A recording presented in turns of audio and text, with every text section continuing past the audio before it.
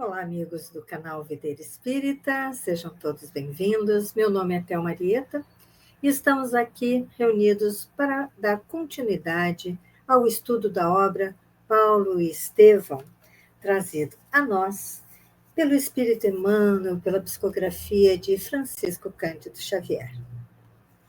E para que possamos ter a ambiência adequada ao estudo, vamos abrir uma página do livro Palavras de Vida Eterna, ditado também pelo Espírito Emmanuel e também pela psicografia do nosso querido Chico Xavier. A mensagem de hoje é a mensagem de número 3, intitulada Evitando a Tentação. Temos aqui a narração de Marcos, capítulo 14, versículo 38, trazendo a nós as palavras de Jesus, que disse assim: Vigiai e orai, para não entrardes em tentação.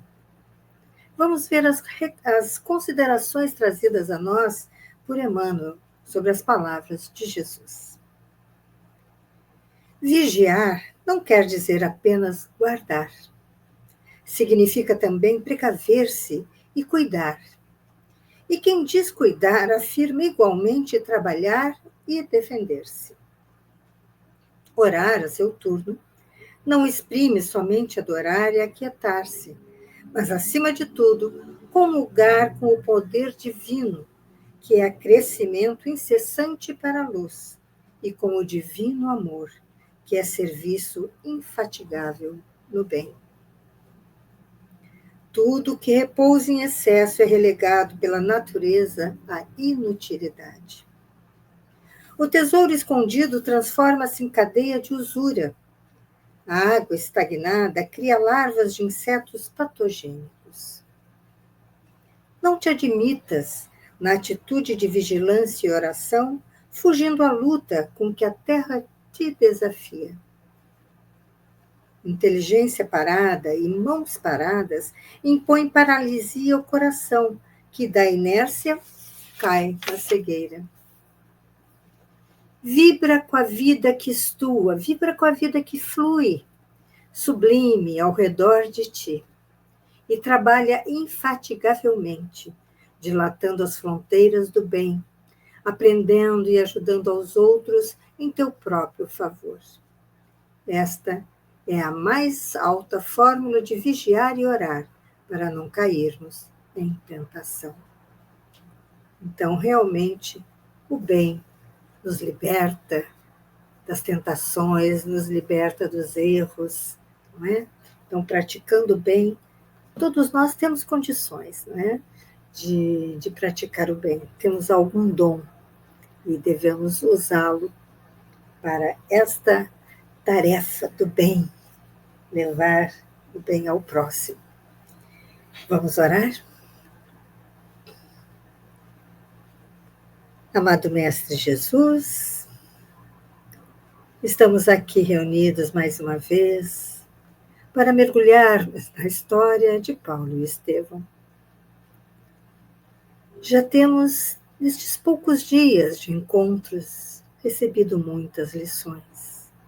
E temos certeza, não temos dúvida alguma de que teremos muitas mais pela frente. Queremos somente, Senhor, que com a Tua presença e a presença do anjo guardião de cada um de nós possamos ter o nosso pensamento, o nosso conhecimento ampliado e a nossa compreensão aberta para entendermos literalmente as lições trazidas a cada estudo. Esteja ao nosso lado, Senhor, nos abençoando, trazendo o Teu amor ao nosso lar, para que possamos, nesta ambiência de paz, estudarmos e seguirmos progredindo moralmente. Seja conosco, hoje e sempre. Graças a Deus. Então, amigos, vamos dar continuidade ao estudo, fazendo aquele pequeno retrocesso para nos situarmos na história, né?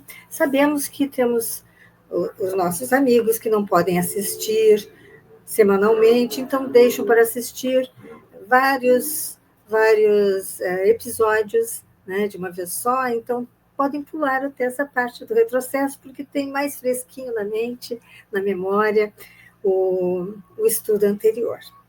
Então, para nós que deixamos esta lacuna de uma semana, sempre é importante nós nos situarmos na história. Então, no estudo anterior, no dia 28, né, e para aqueles que leram em outro dia, o segundo estudo, nós vimos o constrangimento pelo qual Yoredeb passou ao encontrar aquele segundo grupo de soldados romanos. Também foi esbofeteado, ridicularizado, né, insultado. E após chegar em casa, recebeu os cuidados amorosos de sua filha Abigail e as palavras de consolo de seu filho Gesiel. Ele, por sua vez, sempre muito revoltado, muito cheio de pensamentos de vingança, mas sempre silenciado pelo filho Gesiel, né, que é uma pessoa extremamente ponderada, né? E então, como ele disse que iria, no dia seguinte, ao palácio, pedir reparação nos danos financeiros, né, após ouvir aquele edital, o filho tentou demovê-lo de todas as maneiras para que não o fizesse. O aconselhou, levou a ele a leitura das escrituras, que foram muito claras para que deixassem as coisas correrem, né, como estavam se apresentando. Mas ele ficou irredutivo e no dia seguinte ele esteve no palácio diante de Licínio Minúcio e, para agravar a situação, ele não só não recebeu nenhuma reparação quanto aos danos recebidos no passado, ele ainda recebeu a notícia de que iria ter somente 3 dias para abandonar a chácara em que vivia com o casal de filhos. E ele então se revolta, diz poucas e boas, vamos dizer assim, para o Licínio Minúcio, depois percebe que exagerou nas tintas e tenta vir com um palavreado mais suave, mas daí já recebeu, então, inclusive, não só a manutenção da ordem de abandonar a chácara em 3 dias, no máximo, e receber 10 bastonadas. Então, dessa vez, ele chegou em casa ainda mais ferido, mais abatido, né? Mas antes de chegar em casa, como ele saiu de lá muito revoltado, não vigiou, né, não orou para buscar na prece a paz, a recobrar o equilíbrio, né? Então, no caminho, ele ateou fogo na propriedade vizinha dele, que pertencia a Licínio Minúcio.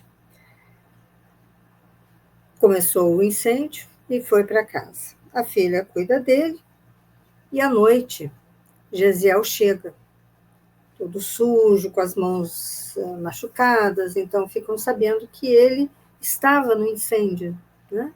Ele estava ajudando os vizinhos, amigos, a combater o incêndio que começou no terreno ao lado. Abigail, então, começa a cuidar dele e Yoredeb, então, conta do infortúnio, de que eles tinham, então, 3 dias para abandonar a chácara. Mesmo diante disso tudo, Gesiel manteve o seu carinho pelo pai. Ele podia muito bem, né? Eu disse, não disse nada disso. Ele simplesmente pede ao pai que fique tranquilo, que tudo há de se resolver, que eles vão achar um lugar para viver, né? Um lugar para morar, e que eles vão deixar aquilo ali para trás, que é como tinha que ser, então não tinha problema. Agora, Yoredeb, então, diz para ele que aquilo não era tudo. E nós paramos o estudo nesta etapa da conversa. E ele vai contar, então, o que ele fez. Vamos, então, para quem tem essa edição do livro Paulo e Estevão, na página 28, no último parágrafo.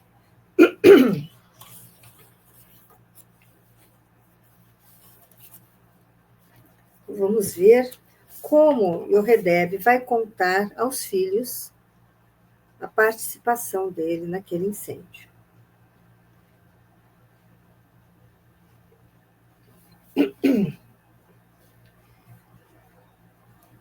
Foi nesse instante que a voz paternal se ergueu soturna e acentuou: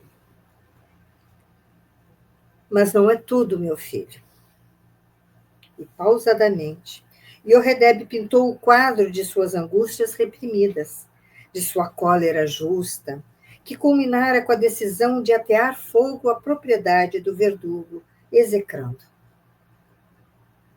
Os filhos ouviam-no espantados, entremostrando a dor sincera que a conduta paterna lhes causava. Depois de um olhar de infinito amor e funda preocupação, o jovem abraçou-o, murmurando: meu pai, por que levantastes o braço vingador? Por que não esperastes a ação da justiça divina? Embora perturbado pelas afetuosas admoestações, o interpelado esclarecia: está escrito nos mandamentos, não furtarás. E fazendo o que fiz, procurei retificar um desvio da lei, porquanto fomos espoliados de tudo que constituía o nosso humilde patrimônio. Acima de todas as determinações, porém, meu pai, acentuou Gesiel sem irritação, Deus mandou gravar o ensinamento do amor, recomendando que o amássemos sobre todas as coisas, de todo o coração e todo o entendimento. Amo o Altíssimo, mas não posso amar o romano cruel, suspirou Yoredeb amargurado. Mas como revelarmos dedicação ao Todo-Poderoso que está nos céus, continuou o jovem compadecido, destruindo suas obras? No caso do incêndio, não temos só a considerar o nosso testemunho de desconfiança para com a justiça de Deus, mas os campos que nos fornecem agasalho e pão sofreram com a nossa atitude, e os 2 melhores servos de Licínio Minúcio, Caio e Rufílio, foram feridos de morte quando tentavam salvar as termas prediletas do amo, em uma luta inútil para livrá-las do fogo que as destruiu. Ambos, apesar de escravos, têm sido nossos melhores amigos.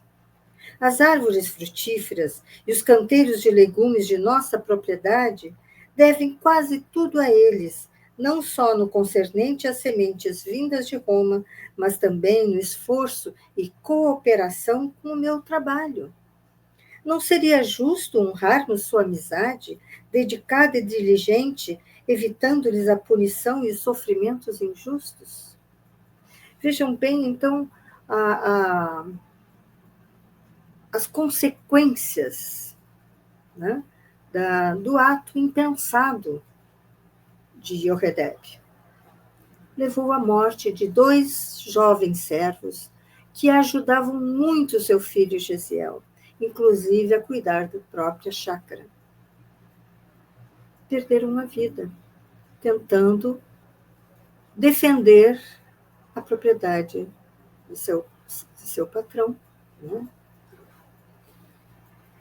Yoredeb pareceu meditar profundamente nas observações filiais, ditas em tom carinhoso. Isso é importante, né, a gente ressaltar, que durante todos esses momentos em que Gesiel precisou aconselhar o pai, ou então agora, aqui, neste momento grave da situação, falar a ele, né, por que ele não esperou, não é, a justiça divina atuar,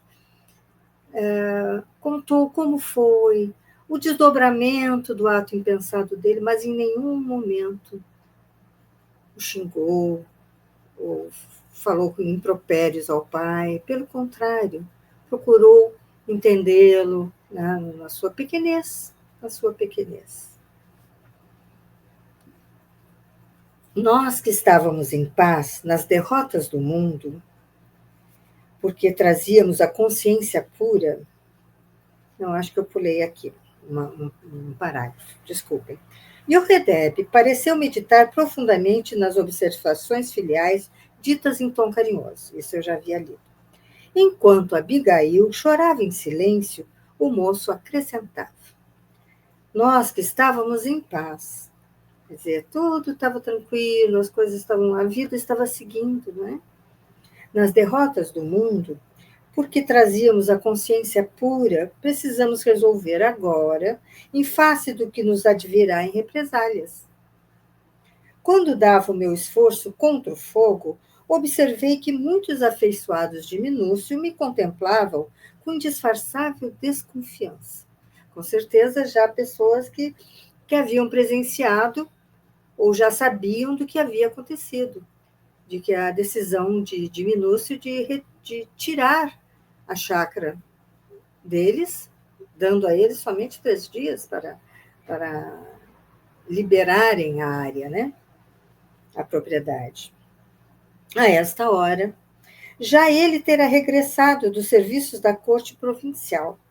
Precisamos encomendar-nos ao amor e à complacência de Deus, pois não ignoramos os tormentos reservados pelos romanos a todos os que lhe desrespeitam as determinações.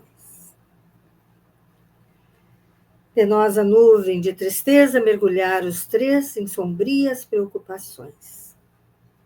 No velho, observava-se uma ansiedade terrível, que se misturava à dor do remorso pungente, e em ambos os jovens notava-se no olhar inexcedível amargura, angustiosa e intraduzível. Gesiel tomou de sobre a mesa os velhos pergaminhos sagrados e disse à irmã com triste acento: Abigail, vamos recitar o salmo que nos foi ensinado pela mamãe para as horas difíceis. Ambos se ajoelharam, e suas vozes, comovidas como a de pássaros torturados, cantavam baixinho umas das formosas orações de Davi, que haviam aprendido no colo maternal.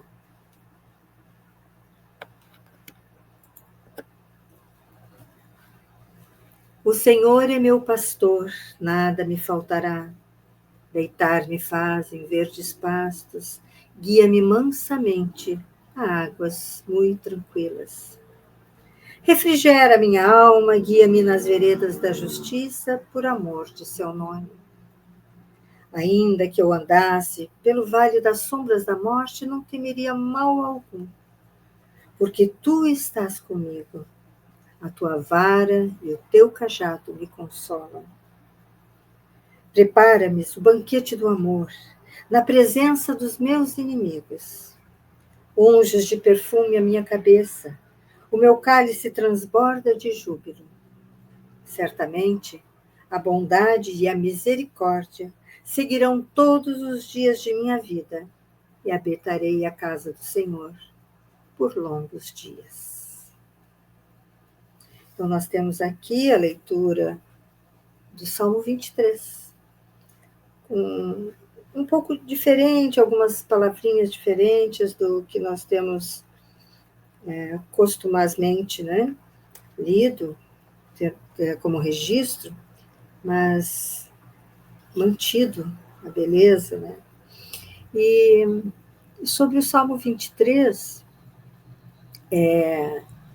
o Salmo 23 ele é atribuído ao rei Davi, uma figura central, né, no Antigo Testamento. E a vida de Davi como pastor fornece esse pano de fundo, dessa imagem que vemos aí, não é? Esse pano de fundo comovente que traz o Salmo 23. Suas experiências como pastor teriam influenciado, com certeza, né, profundamente sua compreensão de Deus, né, porque o pastor supremo, que é o pastor supremo, Deus é o pastor supremo que cuida de seu povo. E ao refletirmos, então, sobre suas palavras, somos chamados a confiar, né, nossas almas a Deus, encontrar paz, segurança e a promessa de habitar a casa do Senhor por longos dias. Um belíssimo salmo, e também aqui ele menciona, Emmanuel menciona que eles cantavam, né? Os salmos eram cantados. Então, temos aí, né, esse rei Davi, inspirado, né, ele reinou em Israel entre mil e poucos anos, 1010 e 970 a.C. E foi o segundo rei de Israel, né? Sucedeu o rei Saul. Essa história toda nós podemos encontrar no livro de Samuel, no Velho Testamento, né? Então vamos dar continuidade à história. Eu vou manter a imagem do pastor em verdes pastos. O velho Yoredebe acompanhava o cântico dolorido, sentindo-se opresso de amargosas emoções. Começava a compreender que todos os sofrimentos enviados por Deus são proveitosos e justos, e que todos os males procurados pelas mãos do homem trazem invariavelmente torturas infernais à consciência invigilante. O cântico abafado dos filhos enchia-lhe o coração de tristezas pungentes. Lembrava agora a companheira querida que Deus havia chamado à vida espiritual. Quantas vezes acalentara-lhe ela o espírito atormentado com aqueles versos inesquecíveis do profeta. Bastava que sua observação amiga e fiel se fizesse ouvir para que o sentido da obediência e da justiça lhe falasse mais alto ao coração. Então, nós vemos aqui em Yoredebe angustiado, percebendo o mal que fez, o engano que cometeu, né?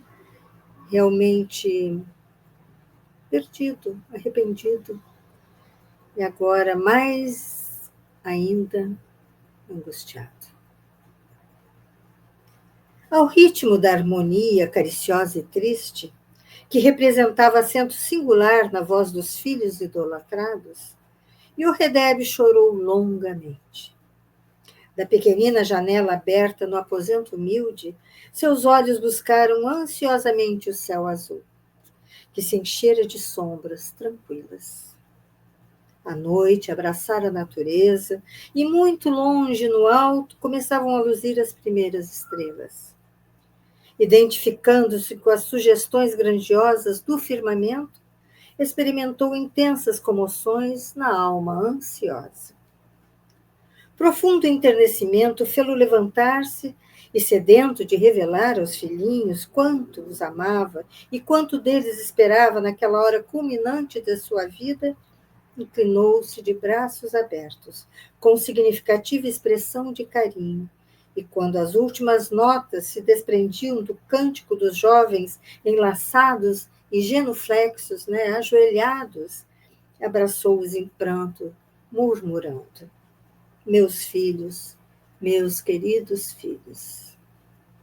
Nesse instante, porém, abriu-se a porta e um pequenino servidor das vizinhanças anunciou com grande assombro a lhe transparecer nos olhos: senhores, os soldados Zenas e mais alguns companheiros chamam-vos à porta. O velho colou a destra ao peito opresso, enquanto Gesiel pareceu meditar um instante. Todavia, revelando a firmeza do seu espírito resoluto, o jovem exclamou: Deus nos protegerá. muita confiança, muita certeza. A fé é isso, é a certeza. Não é eu acho, ou eu sinto, eu acredito, não, eu sei. Daí a instantes, o mensageiro que chefiava a pequena escolta leu o mandado de prisão de toda a família. Então, temos aqui a prisão dos três. Né? Vamos ver como isso vai se desenrolar. A ordem era categórica e irrevogável. Os acusados deveriam ser recolhidos imediatamente ao cárcere, a fim de que se lhes esclarecesse a situação no dia seguinte. Abraçado a 2 filhos, o pobre israelita marchou à frente da escolta, que os observava sem piedade. Yoredeb contemplou os canteiros de flores e as árvores bem-amadas junto da casinha singela em que tecera todos os sonhos de esperança da sua vida. Singular emoção dominou-lhe o espírito cansado. Uma torrente de lágrimas fluía-lhe dos olhos e, transpondo a cancela florida, falou em voz alta, olhando o céu claro, agora recamado pelos astros da noite. Senhor, compadece-te do nosso amargurado destino. Gesiel apertou-lhe docemente a mão encarquilhada, como a lhe pedir resignação e calma, e o grupo marchou silenciosamente à luz das estrelas. Seguiram, então, para o cativeiro, para a prisão, deixando para trás a casinha singela, iluminada pelas estrelas. E assim, encerramos o primeiro capítulo. Vamos agora ao segundo capítulo, Lágrimas e Sacrifícios. A prisão que recebera as nossas personagens em Corinto era um velho casarão de corredores úmidos e escuros, mas a sala destinada aos três, conquanto desprovida de qualquer conforto, apresentava a vantagem de uma janela gradeada, que comunicava o ambiente desolado com a natureza exterior.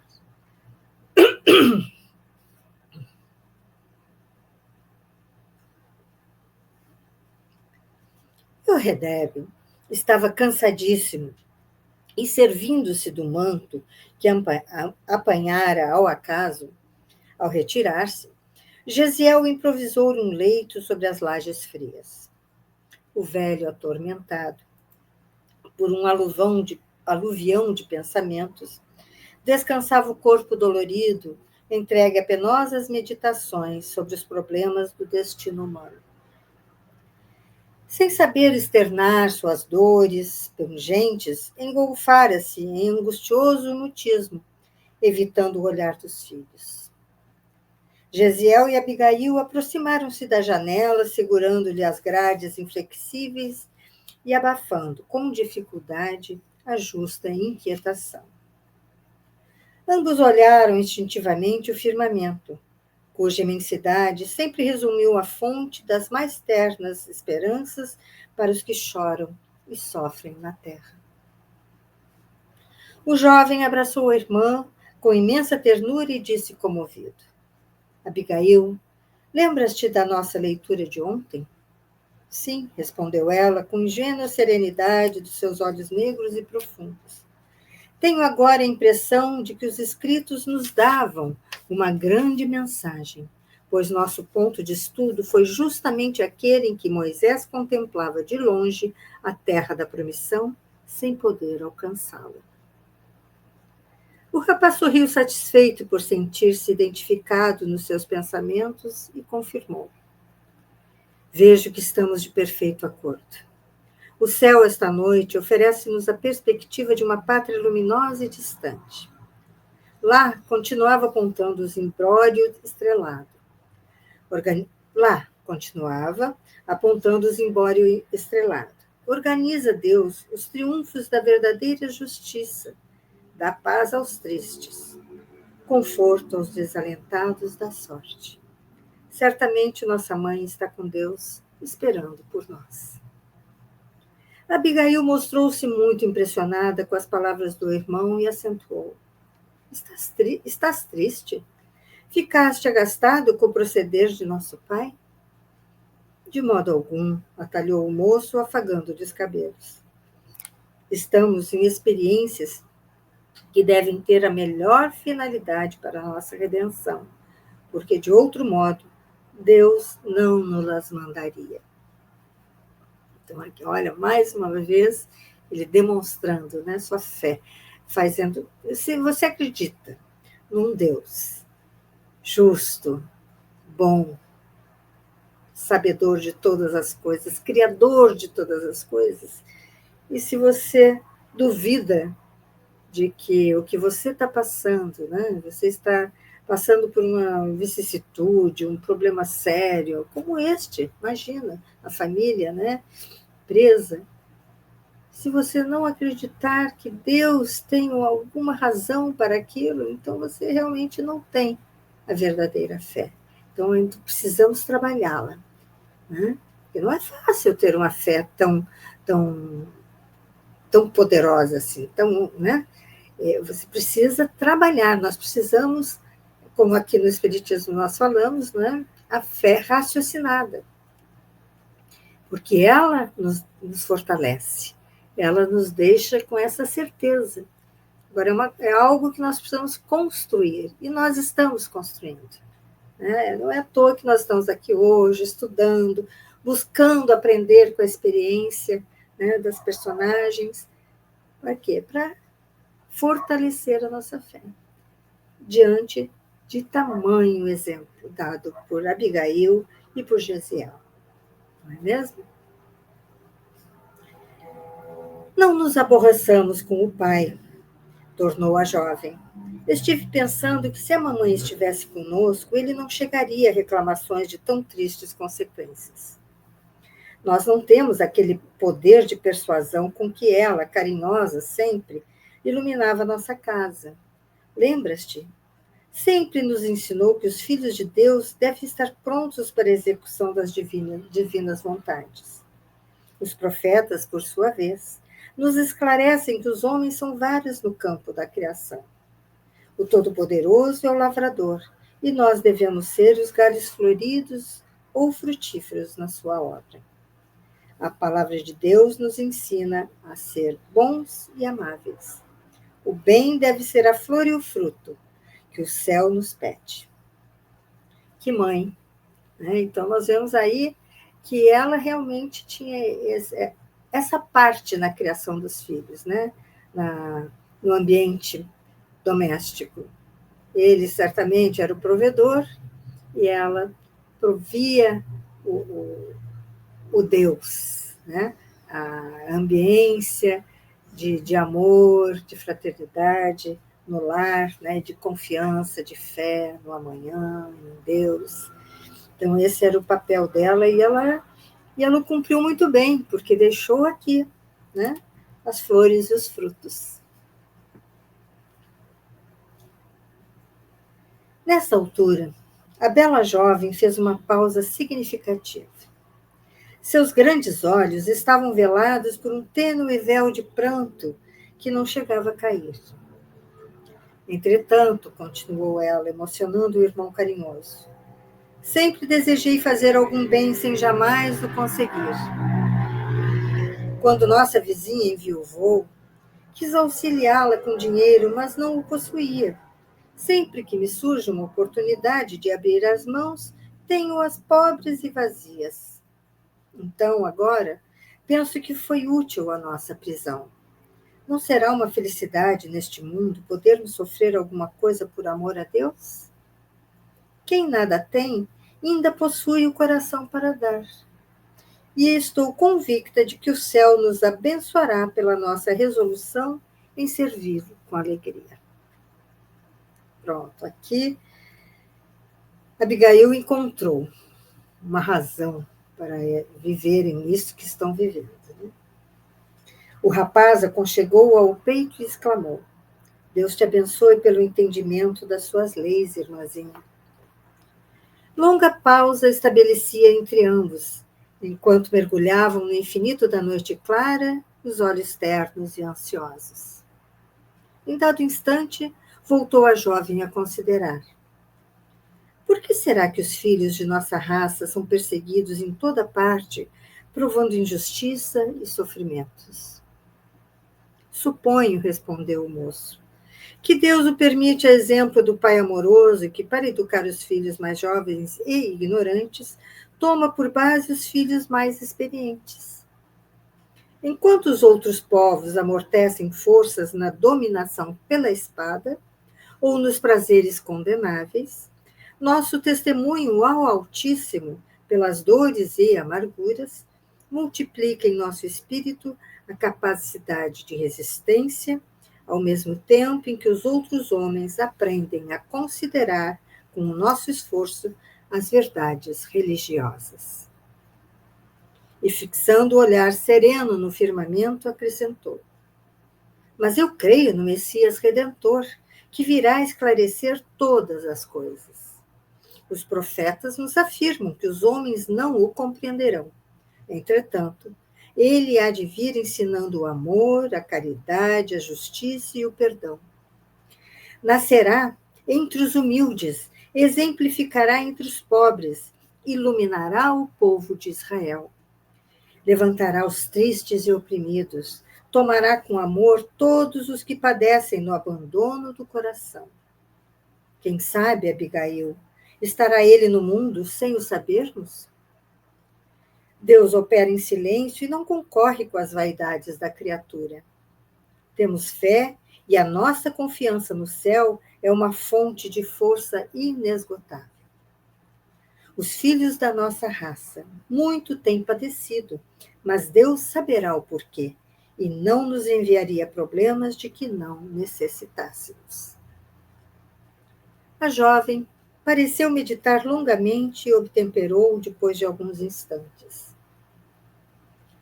E já que falamos em sofrimentos, como deveremos esperar o dia de amanhã? Prevejo grandes contrariedades no interrogatório e, afinal, que farão os juízes de nosso Pai e de nós próprios? Não deveremos aguardar senão desgostos e decepções, mas não esqueçamos a oportunidade de obedecer a Deus. Quando experimentou a ironia de sua mulher nas desditas extremas, Jó teve a boa lembrança de que se o Criador nos dá os bens para nossa alegria, pode enviar-nos igualmente os dissabores para nosso proveito. Se o papai for acusado, direi que fui eu o ator do delito. E se te flagelarem por isso? Perguntou ela de olhos ansiosos. Entregar-me-ei ao flagício, com a paz da consciência. Se estiveres junto de mim, nesse instante, cantarás comigo a prece dos que se encontram em aflição.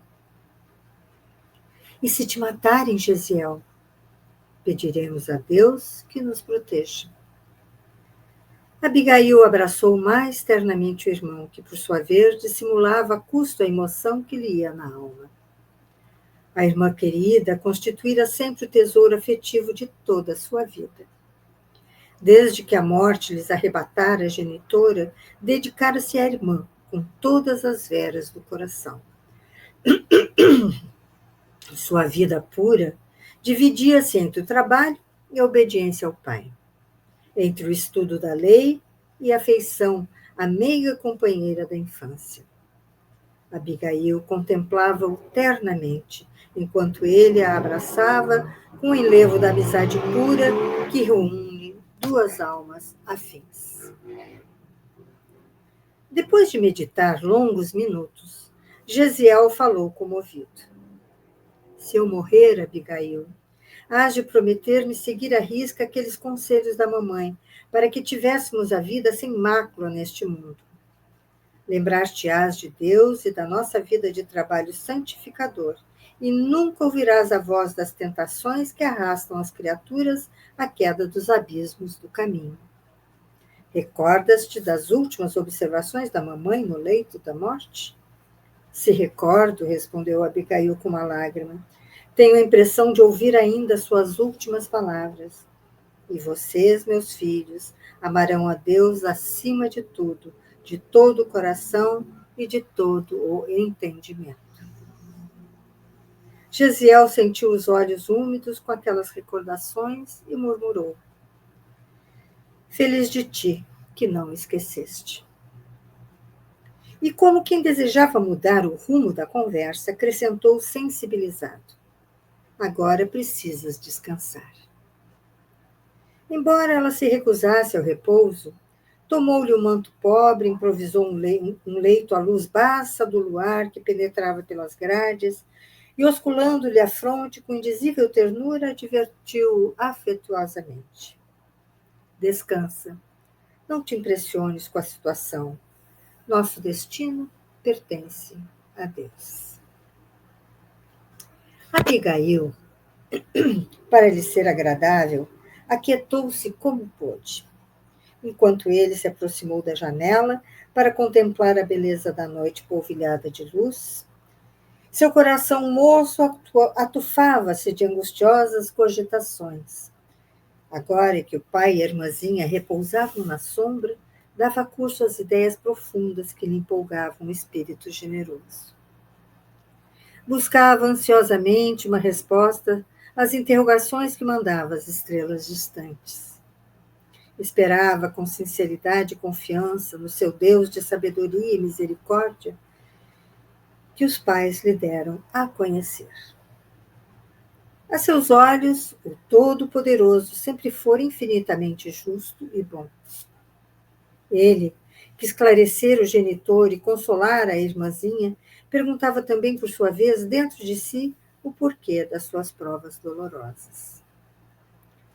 Como se justificava, por causa tão comezinha, a prisão inesperada de um ancião honesto, de um homem trabalhador e de uma criança inocente?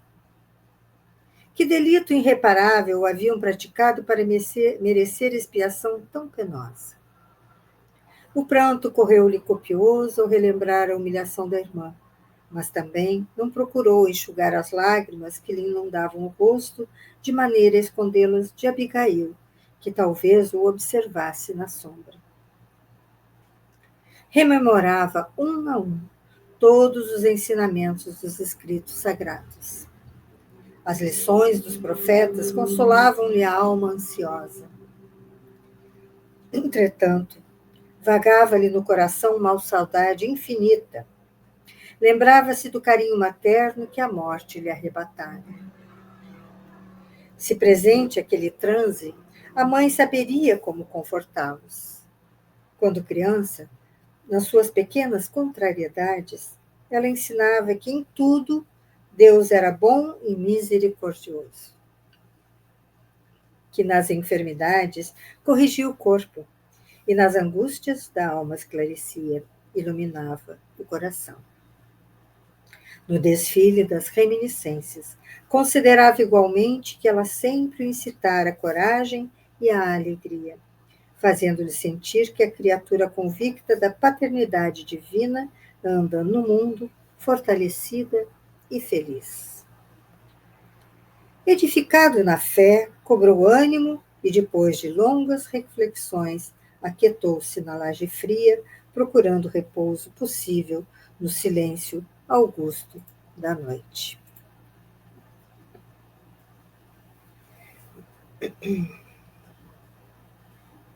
O dia amanheceu, prenhe de lúgubres expectativas.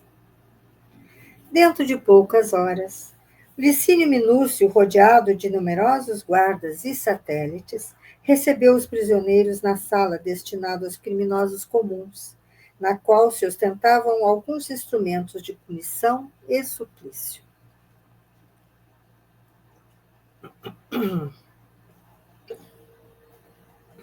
Yoredeb e os filhos, Traíam na palidez do semblante a emoção profunda que os dominava. Os costumes da época eram excessivamente desumanos para que o juiz implacável e a maioria dos circunstantes se inclinassem à comiseração pelo aspecto desditoso deles. Então, eles sabiam que haviam sérias consequências, né? Alguns esbirros perfilavam-se junto dos potros de castigo, em que pendiam açoites e algemas impiedosas. Não houve interrogatório, nem depoimento de testemunhas, como seria de esperar antes de providências tão odiosas.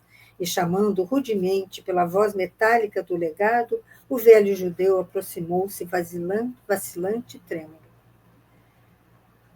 Yoredeb, exclamou o algoz impassível e sanhudo. Os que desacatam as leis do império devem ser punidos de morte, mas eu procurei ser magnânimo em consideração à tua velhice desamparada. Um olhar de angustiada expectação transfigurou o rosto do acusado, enquanto Patrício esboçou um sorriso irônico. Alguns operários lá da herdade, continuou Licínio, viram-te as mãos perversas na tarde de ontem, quando incendiaste as pastagens. Este ato redundou em sérios prejuízos para os meus interesses, além de ocasionar males talvez irreparáveis à saúde de 2 servos muito prestimosos. Como nada tens de teu para compensar o dano causado, receberás o justo corretivo em flagelações, para que nunca mais venhas a erguer tuas garras de abutre contra os interesses romanos. Sob o olhar angustiado e lacrimoso dos filhos, o velho israelita ajoelhou-se e murmurou: Senhor, por piedade. Piedade? Berrou o ministro com rispidez. Cometes um crime e implora favores? Bem se diz que tua raça se compõe de vermes asquerosos e desprezíveis. E designando o tronco, disse friamente a um dos sequazes: Pessênio, havia-te, vergasta-o 20 vezes. Ante a muda aflição dos jovens, o respeitável ancião foi solidamente algemado. O castigo ia começar quando Gesiel, rompendo a expectativa geral, aproximou-se da mesa e falou com humildade. Questor ilustríssimo, perdoai minha covardia de haver calado até agora. Asseguro-vos, porém, que meu pai está sendo acusado injustamente. Fui eu quem incendiou os terrenos de vossa propriedade, perturbado pela sentença de confisco exarada contra nós. Dignai-vos, pois, libertá-lo e dar-me a minha merecida punição. Aceitá-la-ei de bom grado. O Patrício teve um lampejo de surpresa nos olhos frios que se caracterizavam por mobilidade extrema e acentuou. Mas não auxiliaste os meus homens a salvar uma parte das terras? Não foste o primeiro a medicar o filho? Assim fiz, levado pelo remorso, ilustríssimo, retrucou o rapaz, ansioso por isentar o pai do suplício iminente. Quando vi a extensão do fogo, comunicando-se às árvores, temi as consequências do ato praticado, mas agora confesso ter sido seu autor. Nesse ínterim, receoso pela sorte do filho, Yoredeb exclamou intimamente atormentado: Gesiel, não te inculpes por uma falta que não cometeste. Mas, pontilhando as palavras com extrema ironia, o legado replicou, dirigindo-se ao moço hebreu. Está bem. Poupei-te até agora, baseado nas falsas informações que me deram a teu respeito. Contudo, terás também o teu quinhão de disciplina indispensável. Teu pai pagará pelo crime em que foi visto, de maneira inegável. E tu pagarás pelo que confessaste espontaneamente. Colhido de surpresa pela decisão que nem o esperava, Gesiel foi conduzido ao poste de tortura, em frente da angústia paterna. Ao seu lado, postou-se o companheiro de Pessênio, que o atou sem piedade aos elos de bronze. E as primeiras vergastadas começaram a lamber-lhe o dorso impiedosas isócronas. 1, 2, 3. Era tanta crueldade, né? Que puniu os dois. Não livrou Iorredebe, apesar da confissão espontânea do filho. Iorredebe revelava profunda debilidade, vendo-se-lhe o peito arfar penosamente, ao passo que o filho demonstrava tolerar o suplício com heroísmo e nobre serenidade. Ambos de olhos fixos em Abigail, que os contemplava excessivamente pálida, entremostrando nas lágrimas ardentes que derramava o cruciante martírio do seu espírito afetuoso. A punição terrível ia quase a meio, quando um mensageiro entrou no recinto e, em voz alta, anunciou ao legado em tom solene: Ilustríssimo, portadores de vossa casa participam que o servo Rufilho acaba de falecer. O cruel patrício franziu-lhe o sobrolho, a sobrancelha, como costumava fazer nos momentos de explosão colérica. Sentimentos rancorosos lhe afloraram a face, que a perversidade do egoísmo exacerbado vincara de traços indeléveis. Era o melhor dos meus homens, bradou. Estes judeus malditos pagarão muito caro esta afronta. Filócrio, aplica-lhe mais 20 vergastadas e em seguida leva-o à prisão, de onde deverá seguir para o cativeiro nas galeras. O cativeiro nas galeras, nós já estudamos sobre isso nas outras obras, né? Que mostravam que era uma condenação à morte, porque os escravos iam para as galeras, só saíam de lá mortos, porque eram excessivamente obrigados a trabalhar e sem nenhum conforto, sem nada, né, para a sua manutenção, a manutenção da saúde. Então, era realmente uma condenação à morte. Entre as pobres vítimas e a jovem aflita, trocou-se um olhar de significação intraduzível. Aquele cativeiro era a ruína e a morte. E ainda não se haviam recobrado da cruel surpresa quando o juiz inexorável prosseguiu. Quanto a ti, Pessênio, renova a tarefa. Esse velho criminoso e sem escrúpulos pagará a morte do meu fiel servidor. Golpeia-lhe as mãos e os pés, até que fique impossibilitado de caminhar e praticar o mal. Ante a sentença iníqua, Abigail caiu de joelhos, em preces ardentes. Do peito do irmão escapavam fundos suspiros, nevoando-se-lhe os olhos de lágrimas dolorosas, a conjecturar a inexorável desdita da irmãzinha, enquanto o pai lhes buscava ansiosamente o olhar, receoso da hora extrema. As vergastadas continuavam sem trégua, mas de uma feita, Pessênio não conseguira equilibrar-se e a aguçada ponta de bronze do açoite lanhou fundo a garganta do pobre israelita, jorrando sangue em borbotões. Os filhos compreenderam a gravidade da situação e entreolharam-se ansiosos. Em preces de sublimado fervor, Abigail dirigia-se a Deus, aquele Deus terno e amoroso que sua mãe lhe ensinara a adorar. Filócrio concluíra sua empreitada. A fronte de Gesiel erguia-se a custo, exibindo o pastoso suor tisnado de sangue. Os olhos fixavam-se na irmã muito amada, mas em todo o seu aspecto deixava transparecer profunda fraqueza que lhe anulava as últimas resistências. Incapaz de definir os próprios pensamentos, Abigail repartia sua atenção angustiada com o pai e o irmão. Todavia, em breves instantes, ao fluxo incessante do sangue que corria abundante, e Horredebe deixou pender para sempre a cabeça alvejada de cabelos brancos. O sangue alagara as vestes e empastava-se-lhe nos pés. Sob o olhar cruel do legado, ninguém ousou articular palavra.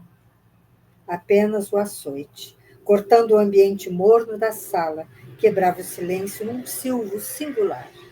Mas notaram que do peito da vítima ainda se escapavam palavras confusas, das quais sobressaíam as carinhosas expressões.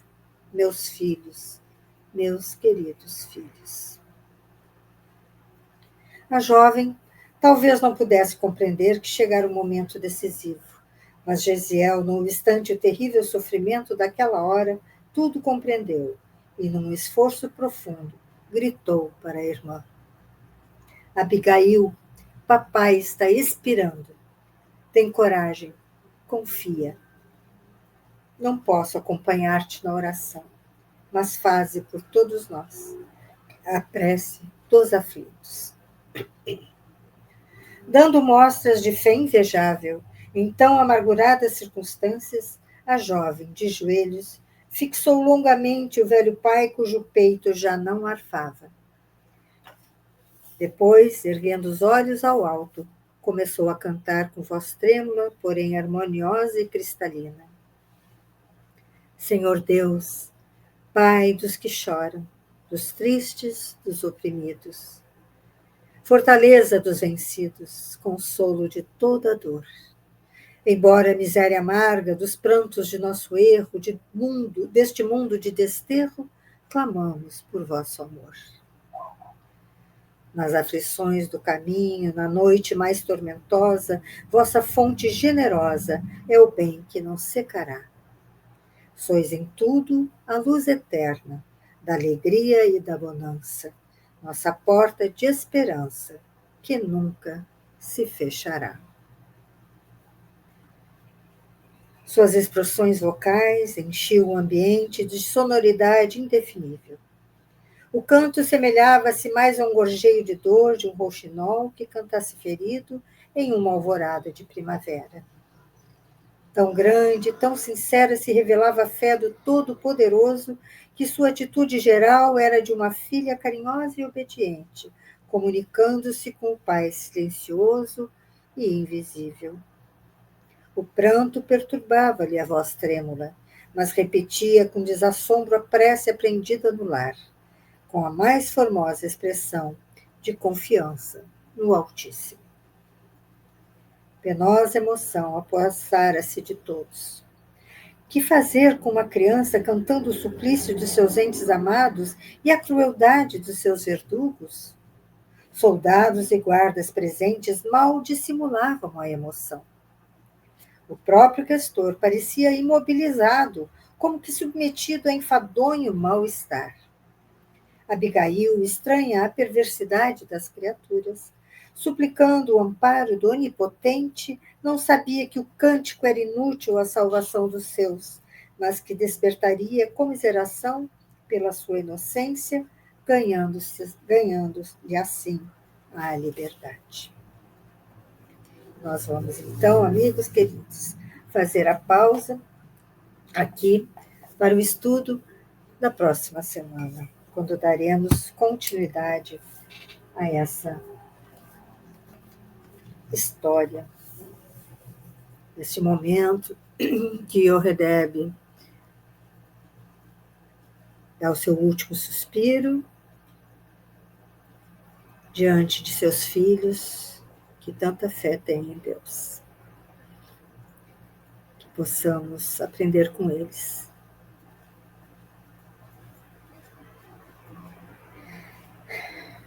Vamos orar?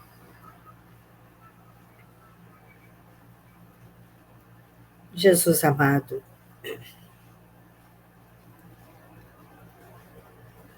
encerramos aqui o estudo de hoje. Quando tivemos à nossa frente a descrição de tamanho martírio, tanto sofrimento, dor, humilhação, mas Em contraponto, a maravilha da fé verdadeira, daquela que não duvida, daquela que não tem a mínima impressão de que algo que não deva acontecer esteja acontecendo. A fé que mostra que tudo que passamos tem uma razão de ser. Que possamos, Senhor, ter nossos corações banhados por este exemplo maravilhoso de fé no nosso Pai Altíssimo, nosso Pai misericordioso e bom. Que nunca duvidemos, que quando tropeçarmos na nossa fé, que nós te busquemos, Senhor, e que tu nos ajude a restituí-la. Somos tão imperfeitos, precisamos tanto da tua presença em nossos dias, com o Evangelho, com a beleza da doutrina espírita que tanto nos consola e nos faz compreender a verdade por trás de tudo isso. Obrigada, Senhor, por tua presença nesta oportunidade que tivemos de estudo e que possamos contar com a tua proximidade em todos os nossos dias, iluminando com amor e paz o nosso caminho. Que assim possa ser, graças a Deus.